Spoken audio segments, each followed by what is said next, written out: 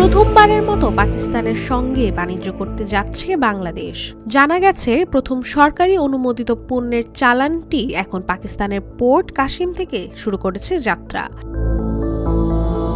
1971 সালের পর প্রথমবারের মতো বাংলাদেশ ও পাকিস্তানের মধ্যে শুরু হতে যাচ্ছে সরকারি পর্যায়ে সরাসরি বাণিজ্য, যা G2G পর্যায়ে হওয়া চুক্তি অনুসারে চাল নিয়ে বাংলাদেশের পথে রওনা দিয়েছে একটি পাকিস্তানি জাহাজ। গেল শনিবার পাকিস্তানি সংবাদ মাধ্যম দ্য এক্সপ্রেস ট্রিবিউন এক প্রতিবেদনে জানিয়েছে এই তথ্য, যেখানে বলা হয়েছে এই প্রথমবার করাচির পোর্ট কাসিম থেকে বাংলাদেশের পথে রওনা হয়েছে সরকার অনুমোদিত একটি কার্গো জাহাজ, যা দুই দেশের বাণিজ্যিক সম্পর্কের জন্য একটি ঐতিহাসিক পদক্ষেপ বলে মনে করা হচ্ছে।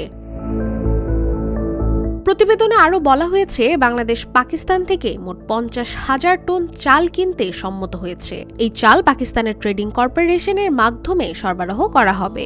2 ধাপে সম্পন্ন হবে চাল রপ্তানির প্রক্রিয়া। প্রথম চালানের 25,000 টন চাল বর্তমানে বাংলাদেশের পথে। বাকি 25,000 টন চাল আগামী মার্চের শুরুতে পাঠানোর পরিকল্পনা রয়েছে। এদিকে প্রথমবারের মতো পাকিস্তান ন্যাশনাল শিপিং কর্পোরেশনের একটি জাহাজ সরকারি পণ্য নিয়ে বাংলাদেশের বন্দরমুখী হবে, যা সামুদ্রিক বাণিজ্য সম্পর্কের ক্ষেত্রে একটি গুরুত্বপূর্ণ মাইলফলক হিসেবে দেখা যাচ্ছে। আশা করা হচ্ছে এই পদক্ষেপ দুই দেশের মধ্যে অর্থনৈতিক সহযোগিতা বৃদ্ধির পাশাপাশি দীর্ঘদিন বন্ধ থাকা বাণিজ্যিক সংযোগ পুনঃস্থাপনে সহায়ক হবে। রাশিকা হোসেন, রূপালী বাংলাদেশ।